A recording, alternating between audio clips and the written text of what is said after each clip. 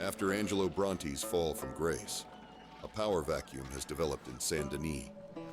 The Lemoyne Raiders, a ruthless militia, its urban chapter led by a firebrand called Rab Stewart, have expanded their operations in the city. Their main rackets being gun running, moonshine and extortion. Their intention? To seize control of the streets by any means necessary. Leave me alone, damn you! You gonna keep pushing me and see what happens? However, a threat has emerged. A brigade of O'Driscolls are newly arrived in the city, looking to muscle in on the action. They are led by a fearsome captain in a stovepipe hat. A man Agent 1899 knows very well. A man called Rdr1 O'Rourke. Agent 1899, in the meantime, has established a base of operations in Saint Denis, befriending local gunsmith Mr. Ling after foiling a robbery attempt during one of his regular visits. With a room upstairs and a front to conduct his business, in return, the agent provides security for Mr. Ling's backroom poker games. You're a dead man!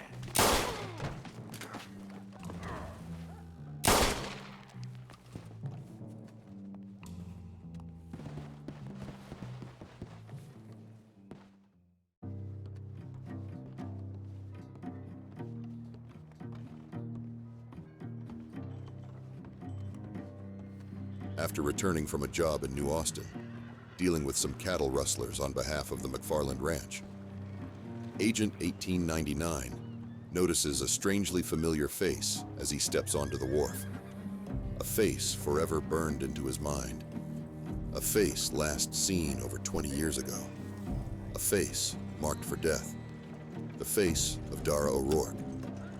His mind racing, he makes his way back to his lodging at the gunsmith. Thoughts of revenge and unavenged betrayal swirling through his head. However, as he enters, he is met with a sickening sight. Mr. Ling, viciously beaten, lays in a heap on the floor, the handiwork of the Lemoyne Raiders for daring to resist their demands.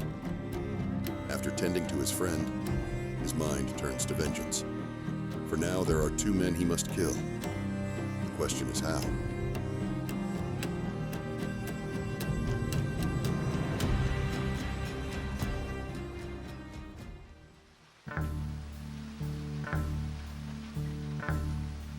The Lemoyne Raiders' most lucrative racket is their arms smuggling operation, sending weapons to South America, primarily to Alberto Fusar, and with the lifting of Bronte's port tariff on imports and exports, their coffers have been swelled considerably, along with their power. Aware of this, Agent 1899 knows it would be unwise to fight them head-on, they being too numerous and well-equipped to safely deal with.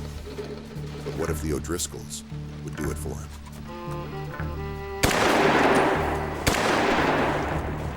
Time to do this.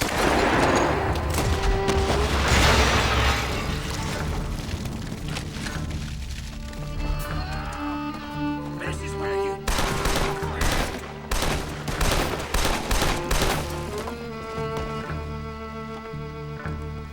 Are all your recruits suicidal?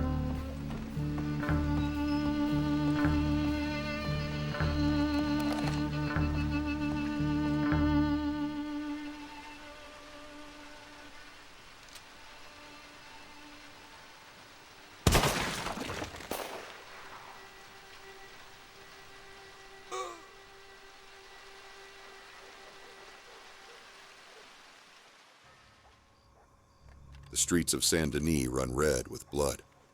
Rab Stewart and Rdr1 O'Rourke's men are embroiled in vicious street fights wherever they meet in the city. The agent's plan has worked perfectly, now with them distracted and at each other's throats. He looks to add fuel to the fire. After careful days of reconnaissance, he has located a house in the slums being used as a staging post for the O'Driscoll's street-level schemes. He intends to pay them a visit. Oh, you're in the wrong place. Get out, or I start shooting. Are you punch drunk? You provoking me?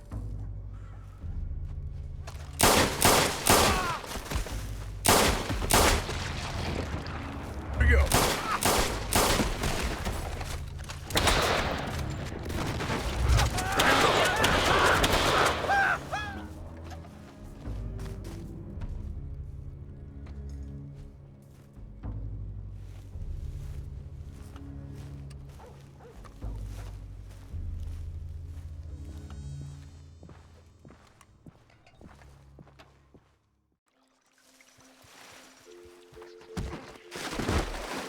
Keen to further hinder their ability to operate effectively and to stifle their cash flow, Agent 1899 targets the Lemoyne Raiders' main encampment, which also doubles as their moonshine distillery, looking to thin their numbers enough that he can strike the chain of command.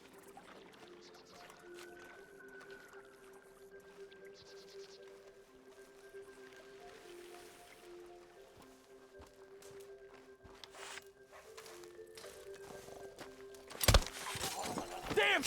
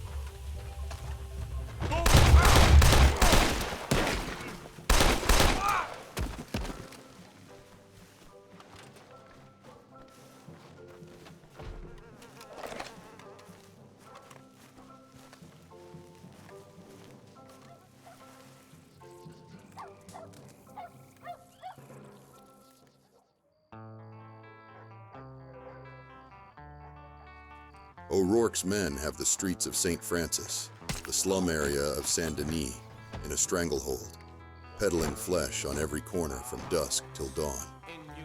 Agent 1899 knows he must strike fast to keep the blood feud with the raiders raging, as talk of a parley between the two sides hangs in the air.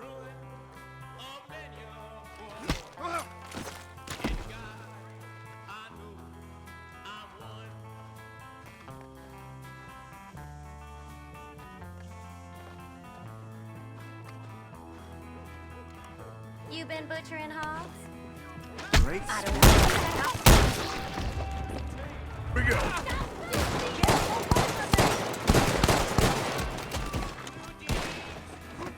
It's your...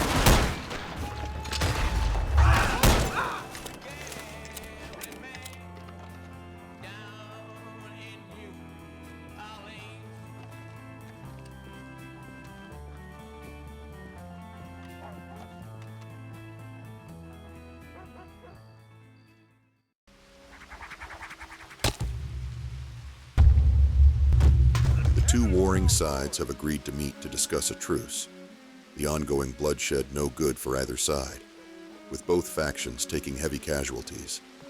It also presents the perfect opportunity for Agent 1899 to kill two birds with one stone, with both leaders in one place. That is, however, if they attend.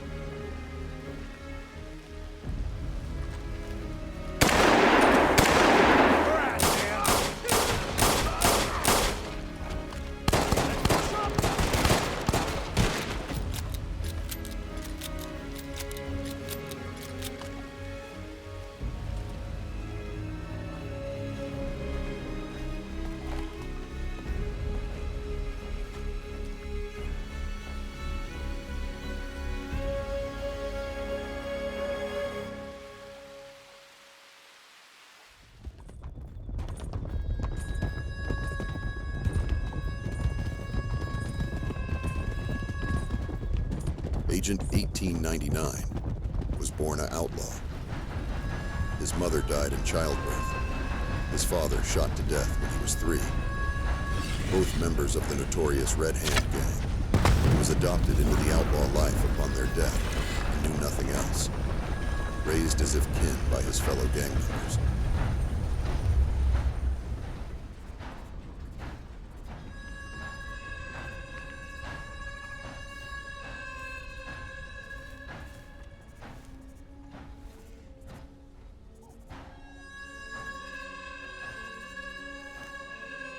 After a successful train robbery, the gang are celebrating back at camp. Our unfortunate youngster has drawn guard duty. On the opposite side of camp, newest member Rdr1 O'Rourke is the other unlucky guardsman. However, Rdr1 has his own plans and has sold out the gang to U.S. Marshal Rooster Cogburn for a hefty reward and looks to make off with the money from the train.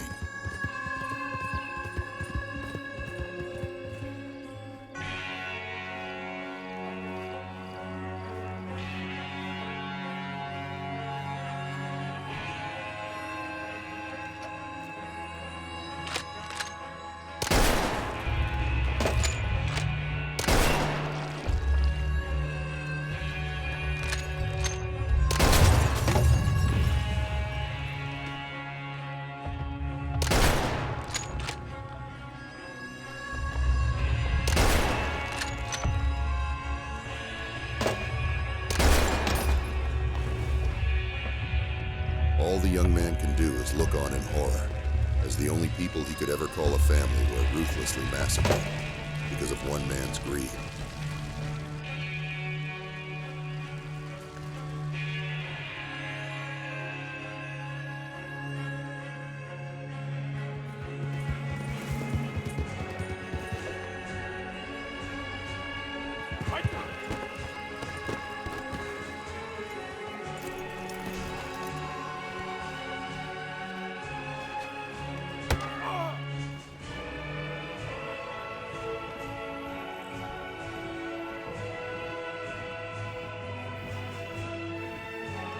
Upon his capture, due to his young age, he was given a choice, 20 years hard labor, or join the army.